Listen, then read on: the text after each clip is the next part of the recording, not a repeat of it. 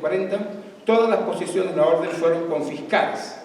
El entonces gran maestre Hermann von Tongeren fue arrestado en octubre de 1940 y posteriormente fue asesinado el 29 de marzo de 1941 mientras se encontraba prisionero en el campo de concentración de Sachsenhausen en Alemania. Próxima, por favor. Gracias. Suiza. Suiza neutral. El Gran Oriente tenía una gran logia en Ginebra, la Fraternidad, pero tuvo que funcionar clandestinamente porque Suiza estaba bajo la presión de Alemania nazi y también de Italia fascista. Y aquí vemos un póster antimasón en francés de Suiza. Bulgaria, el 23 de enero de 1941, el Parlamento de Bulgaria, bajo la influencia de las potencias del eje, emitió la Ley de la Defensa de la Nación que prohibía la existencia, además del tema judío, también de las logias masónicas en el territorio búlgaro. Vamos a pasar un póster de Serbia. Próxima. Un póster de Serbia. Noruega. Cuando Noruega fue invadida en 1940, el templo masónico de Oslo fue convertido en cuartel del ejército alemán y se dio la orden de disolver las logias masónicas. El mayor Vidkun Quisling, colaborador de los nazis, tenía a la masonería como punto de acción número 1 en su agenda y vació los edificios masónicos y destruyó algunos de ellos. Varios masones fueron asesinados. Cuando Vidkun Quisling fue juzgado después de la guerra, su juicio, irónicamente, tuvo lugar en un antiguo templo masónico donde fue condenado a muerte y fusilado. Eso se llama justicia poética. Grecia. Durante la ocupación nazi, todas las logias masónicas griegas fueron clausuradas, sus archivos destruidos y muchos masones fueron fusilados. Cientos de masones fueron arrestados y algunos oficiales de la Gran Logia, oficiales del ejército griego, de la Gran Logia, se suicidaron después de ser torturados. Y ahora tenemos dos puntos de luz, porque no puede estar todo oscuro. Dios mediante que también tengamos algún punto de luz. Finlandia. La República de Finlandia durante la Segunda Guerra Mundial, como aliada de Alemania contra la Unión Soviética, estaba en la zona de influencia de Hitler. Durante la guerra, Finlandia tuvo un masón de alto rango como presidente. El presidente de Finlandia era masón. ¿Okay?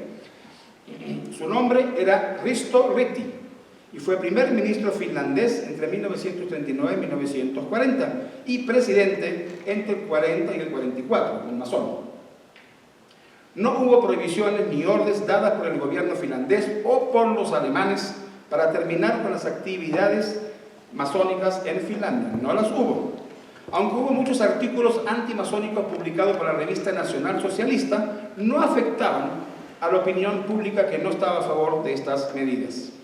Los propios masones, ellos mismos, decidieron interrumpir todas las actividades masónicas por un periodo indefinido en Finlandia, porque se pensó que esto era de un interés nacional. En teoría, las logias finlandesas habían podido continuar con su labor masónica, y también de los años 41 y 44. El único obstáculo concreto para ello había sido, por supuesto, la ausencia de hermanos que luchaban en la guerra. La suspensión de la labor masónica duró desde el 14 de febrero de 1941 y hasta el 8 de mayo del 45, el día de la rendición incondicional de Alemania nazi. Y también quiero mencionar, como otro punto de luz, a la masonería danesa, pero en el evento de rescate de los judíos en el movimiento de resistencia. Finlandia es el único país reconocido como justo de las naciones que salvó a todos sus judíos, enviándolos en barcos a Suecia. Pero hubo una intervención masónica en este gran evento de Finlandia, que es menos conocido. La masonería danesa tenía la aprobación y participación abierta de la monarquía danesa.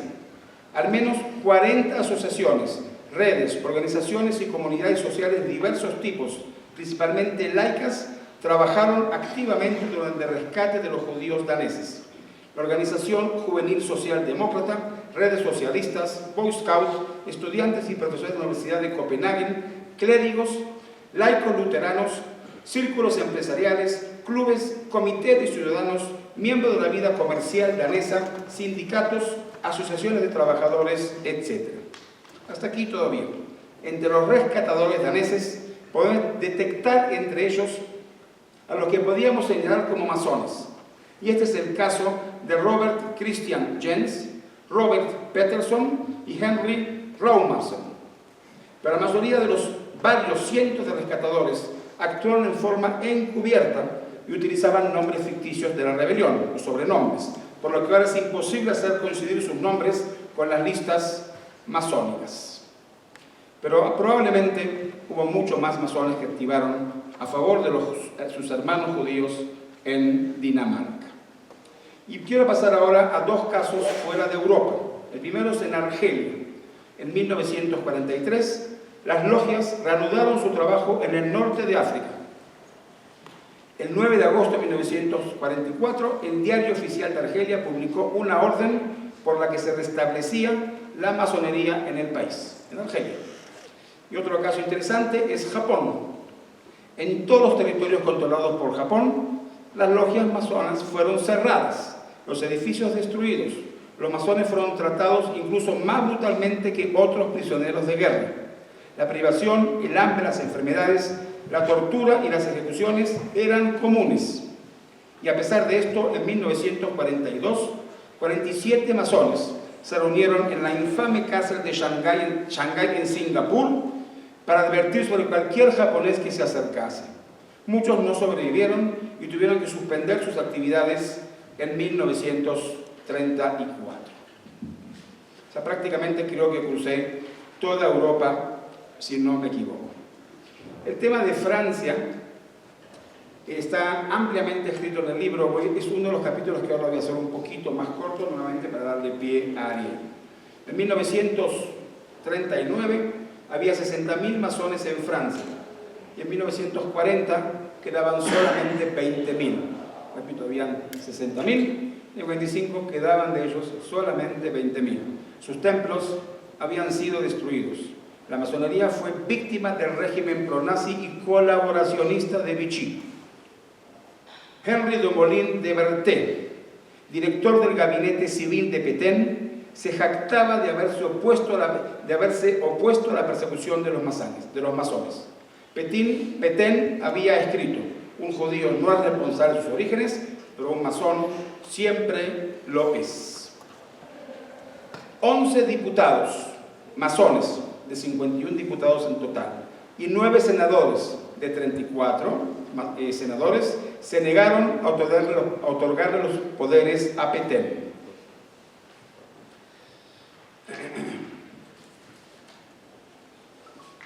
El 13 de agosto de 1940 se promulgó la ley que prohibía las asociaciones secretas en Francia. El Gran Oriente y la Logia fueron declarados nulos por el decreto del 19 de agosto de 1940 y el 20 de agosto del mismo año todos los funcionarios estaban obligados a redactar una declaración de que no pertenecían a asociaciones secretas. Rápidamente se aplicaron leyes antimasónicas. Así, por ejemplo, el orfanato masónico fue disuelto y sus instituciones saqueadas por la Gestapo.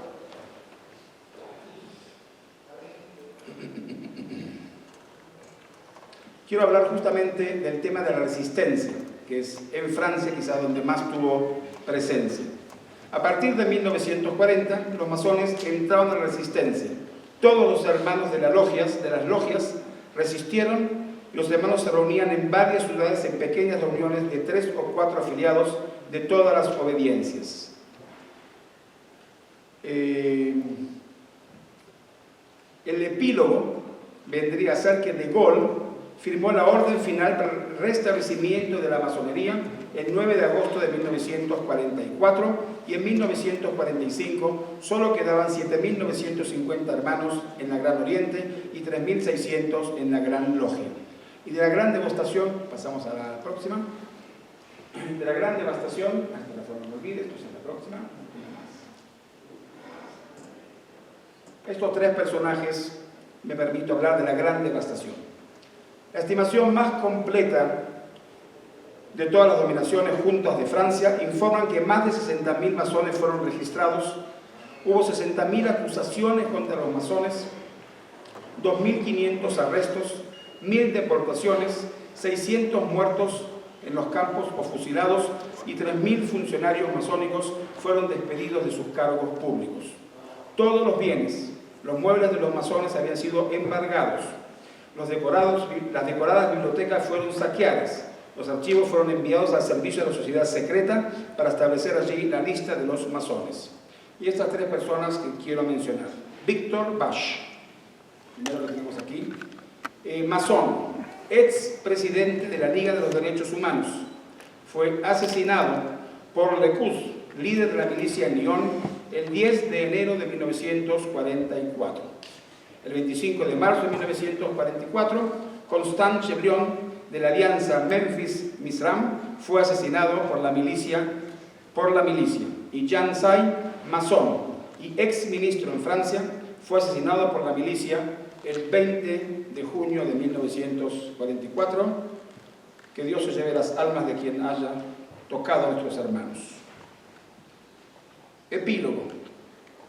De Francia, en el libro hay mucho más información. Vichy no logró destruir la masonería. Francis Valois escribió en su autobiografía: la agitación de 1940 arrojó a la oscuridad la pura luz masónica. Estos fueron leyes excepcionales. La masonería, burlada, despojada, pisoteada, no está muerta, obligada a convertirse en la sociedad secreta que nunca lo había sido y que sus enemigos acusaban de ser. Llevó a cabo incansablemente su acción, esta vez clandestina, pero terriblemente eficaz. En varios lugares se destacaron, lean el libro, falta de modestia, caramba. En Lyon, en Francia, un capítulo súper importante, solamente mencionar que 1/3 de los masones fueron arrestados y la mayoría de ellos deportados, y 1/5 recibió un disparo o no regresó nunca de los campos. Estamos hablando de Francia y de la ciudad de Lyon. Vamos a pasar, ya estamos casi en el final. 2 masones, premio Nobel, perseguidos por los nazis. Okay, son, me parece, 2 casos muy... esta de Francia, pasa una más, perdón. Una más. Muy bien. 2 masones, premio Nobel, perseguidos por los nazis. Karl von Ossietzky, alemán, nacido en Hamburgo el 3 de octubre de 1989, murió en Berlín el 4 de mayo de 1938, fue iniciado en 1919 en la logia Humanidad de Hamburgo. Fue miembro de la Sociedad Pacifista, fundada por el Nobel de la Paz austríaco Alfred Hermann Fried. Tras la guerra, se erigió un paladín del pacifismo alemán y en 1922 fundó el movimiento Nunca Más a la Guerra. Denunció el rearme secreto que estaba realizando Alemania.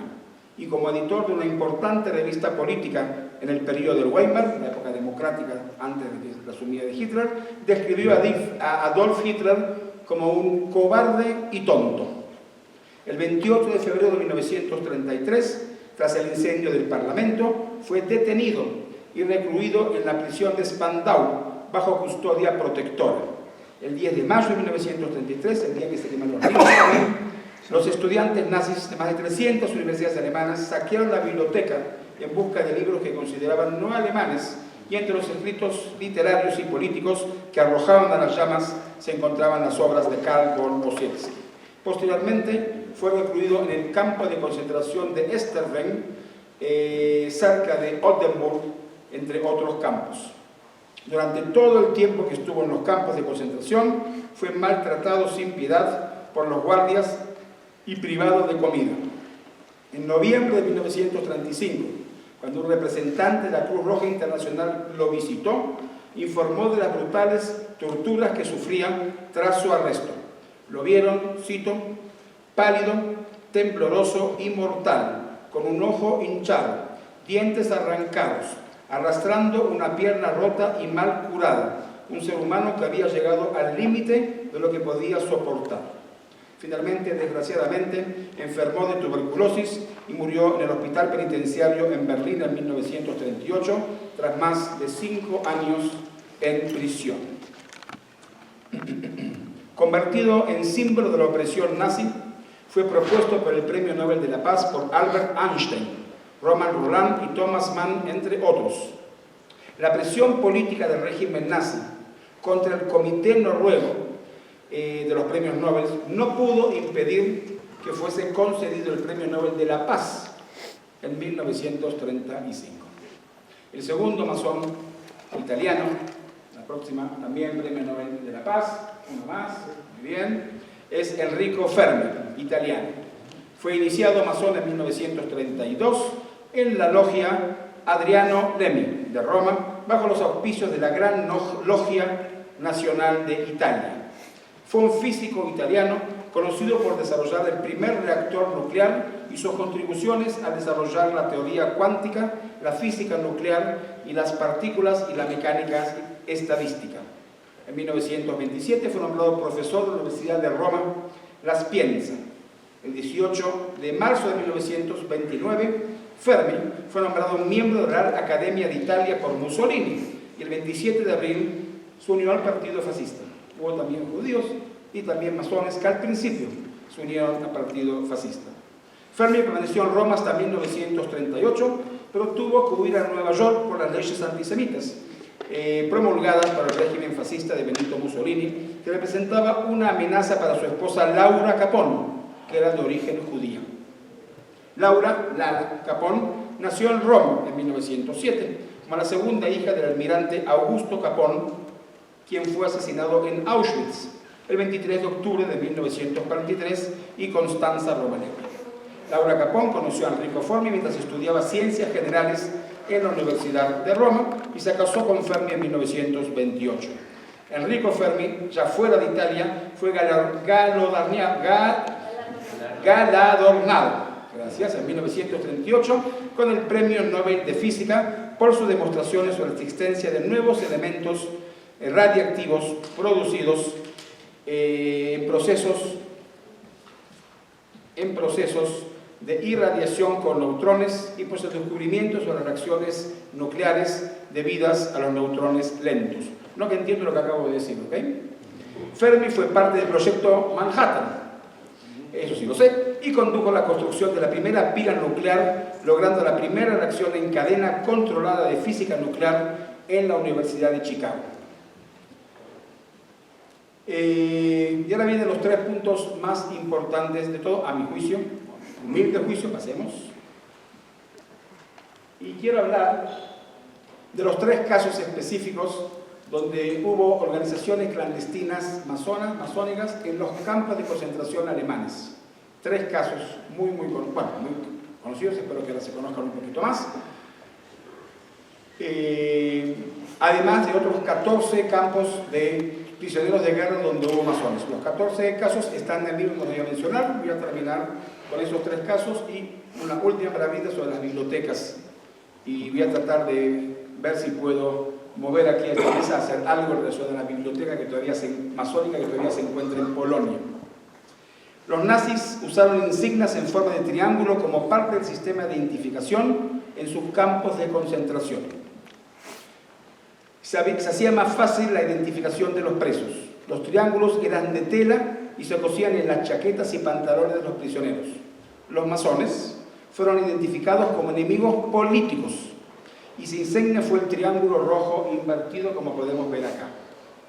Al no poder usar sus propios símbolos, la escuadra y el compás que todos conocemos, los masones ingeniaron un nuevo modo de reconocimiento usando la flor, no me olvides, sobre el triángulo rojo. La pequeña flor azul, no me olvides, fue el símbolo de identificación de los hermanos masones en los campos de concentración para no pasar desapercibidos entre ellos. Después de la Segunda Guerra Mundial, la flor no me olvides se utilizó como emblema masónico en la primera convención anual de las grandes logias unidas de Alemania en 1948, en el 2025 en la Logia de México, por primera vez. Tenemos 3 organizaciones que vamos a mencionar. La primera se llamó Libertad Querida, en el campo de Esterfeld. Libertad Querida fue una logia masónica conocida por haber funcionado dentro del campo de concentración de Esterfeld durante la Segunda Guerra Mundial. Fundada el 15 de noviembre de 1943, se formó dentro de la Barraca 6, después de la llegada del maestro masón Amédée Miquelot. Espero mencionar bien los nombres y si no pido el perdón. Sus fundadores fueron 7 masones belgas y combatientes de la resistencia. Paul Hanson fue elegido como maestro de la logia en el campo y el hermano Fernand Hérault fue iniciado por la logia. Los 7 masones originales de la Logia de la Libertad fueron Paul Hanson, Luc Sommerhausen, Jean de Chebrichlen, Jan Sugi, Henry Story, Amédée Miquelot, Franz Rochat y Guy Hanankart. El nombre de la logia, Libertad Querida, se escogió según las palabras del centro de los pantanos traducidos, creados en 1933, haciendo referencia a la Marsellesa, difundiendo luego por los prisioneros políticos alemanes y retransmitiendo al extranjero donde había sido traducido y cantado por las organizaciones juveniles y demás, así como por los miembros de las brigadas internacionales. Vamos a pasar a la próxima. Gracias. Aquí tenemos una cultura de la que a mí mucho no me gusta, pero aquí tenemos a los 6 fundadores, los 7, perdón, de la logia. Pasemos a la próxima, la Barraca 6.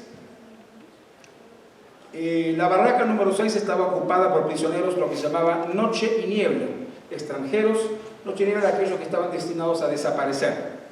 Aproximadamente 85% belgas y 10% franceses. Había más de un centenar de prisioneros en la barraca número 6, donde estaban encerrados prácticamente las 24 horas del día. Tenían el derecho de salir solo durante media hora por día bajo vigilancia. Durante todo el día los prisioneros trabajaban clasificando cartuchos de bala y piezas de radio. Los prisioneros políticos alemanes de la otra mitad del campo estaban obligados a trabajar en condiciones espantosas en las canteras de los alrededores. La alimentación era tan pobre que los prisioneros perdían un promedio de 4 kilos por mes. Eso paso a mí me vendría bastante bien. Los masones celebraban sus tenidas o reuniones dentro de las barracas. Hacían ver que estaban trabajando y eran ayudados por un sacerdote católico que hacía a la vez de guardia del templo exterior, simplemente estaba afuera parado vigilando que no se den cuenta. Los domingos en las mañanas, mientras que los católicos se reunían al fondo del dormitorio para la misa, con ambos sacerdotes deportados, los hermanos reunían la logia en el otro cuarto de la barraca número 6, alrededor de una mesa que se utilizaba habitualmente para la clasificación de los cartuchos. Los deportados no católicos y no masones aseguraban a la guardia de la entrada de las barracas. Entre los temas abordados en las reuniones estaban las honras al gran arquitecto del universo, el futuro de Bélgica, la posición de la mujer en la masonería, entre muchos otros temas. Un monumento, pasa la próxima por favor. Aquí tenemos a la barraca número 6 como se veía, pasa la próxima, gracias. Un monumento creado por el arquitecto Jean de Salé fue levantado por los masones belgas y alemanes el 13 de noviembre del 2004 en el cementerio de este lugar. El gran maestro de la fundación belga, Le Druit Humain, dijo durante el discurso: estamos reunidos hoy aquí, cito, estamos reunidos hoy aquí en este cementerio no para llorar, sino para expresar pensamientos libres en públicos. En memoria de nuestros hermanos, los derechos humanos nunca deben olvidarse. La logia cesó su trabajo en la primavera de 1944, en el momento que fueron deportados todos los prisioneros noche y niebla hacia los campos en Alemania. La respetable Logia de la Libertad fue matriculada bajo el número 29 bis del Gran Oriente de Bélgica. La mayoría de los miembros de la logia fueron asesinados antes de ser liberados por los aliados y solo 3 sobrevivieron: Luc Sommerhausen, Fernand Hérault y el doctor Joseph de Galedré. Paul Hanson fue asesinado en Essen el 26 de marzo de 1944. Guy Hanankart fue asesinado en Bergen-Belsen el 25 de abril de 1945. Jan Zug fue asesinado en Buchenwald el 6 de mayo de 1945. Amédée Miquelot fue asesinado en Gross-Rosen el 8 de febrero de 1945. Franz Rochat fue asesinado en Untermansfeld el 6 de enero de 1945. Jean-Baptiste Desiger fue asesinado en Gross-Rosen el 9 de febrero de 1945 y Henry Story fue asesinado en el campo de concentración de Gross-Rosen el 5 de diciembre de 1944. Muy bien, pasemos a la segunda, a la próxima. Los tercos se llamaban, o los obstinados, en campo de prisioneros Oflag XD. Esta logia masónica establecido aquí, en el campo de prisioneros de guerra alemán durante la Segunda Guerra Mundial. La logia fue creada por un miembro del Gran Oriente de Bélgica, Jean Rey, que aquí lo tenemos en la foto, futuro presidente de la Comisión Europea, o sea, sobreviviente. El Gran Oriente de Bélgica la reconoció a la logia el 14 de julio de 1946. Y sobre Jean Rey quisiera mencionar, nacido en Lieja, en el seno de una familia protestante, Jean Rey estudió Derecho en la Universidad de Lieja, donde obtuvo el doctorado en 1926. Comenzó su carrera como abogado del Tribunal de Apelaciones de Lieja y su compromiso con el movimiento Valón lo llevó a la política. Se afilió al Partido Liberal y fue elegido concejal de la ciudad de Lieja en 1935.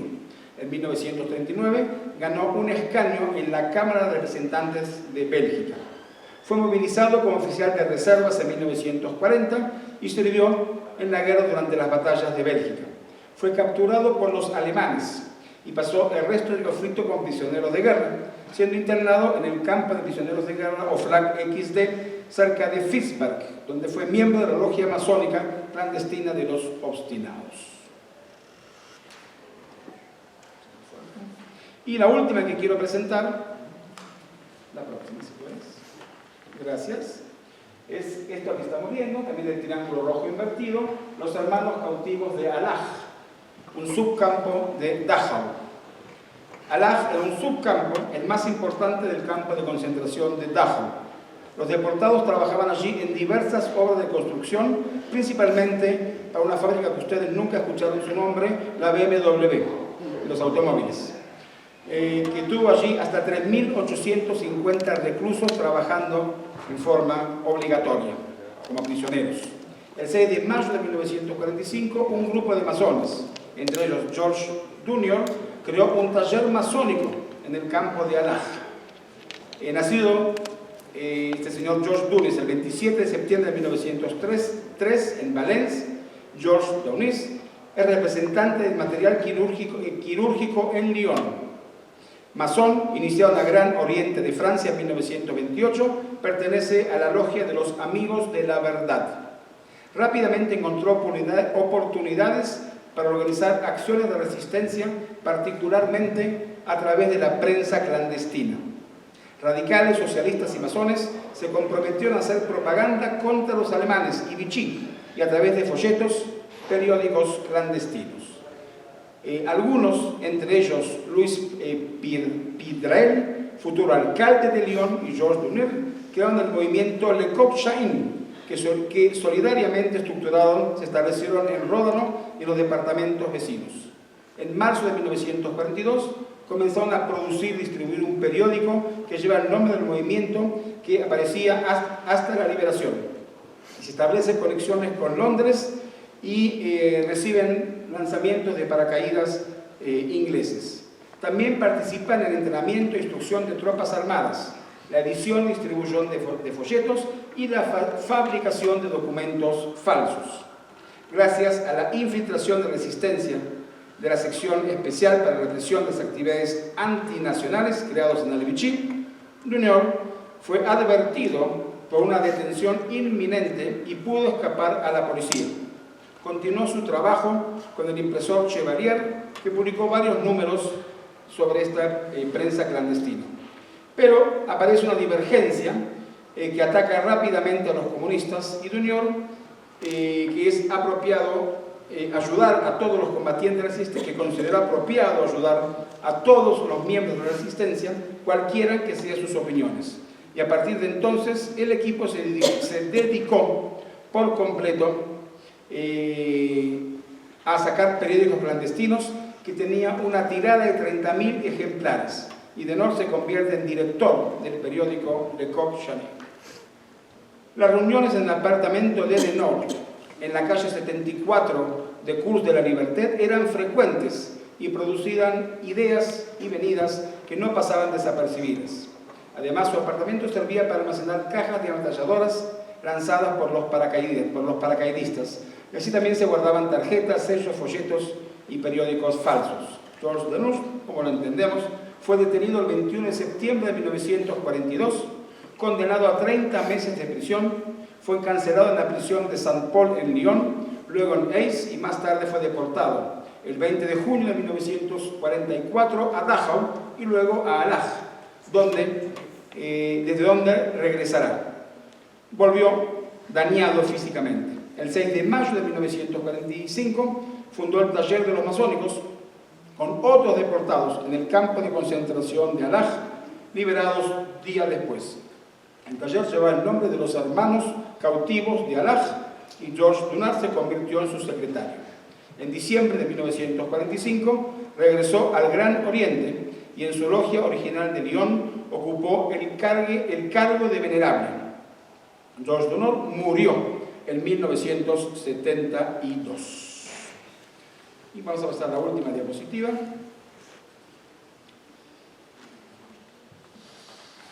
Vamos a ver si logramos hacer algo al respecto. No, se le falta una para arriba. Una más para arriba. Aquí la tengo, gracias. Los archivos masónicos más grandes de Europa.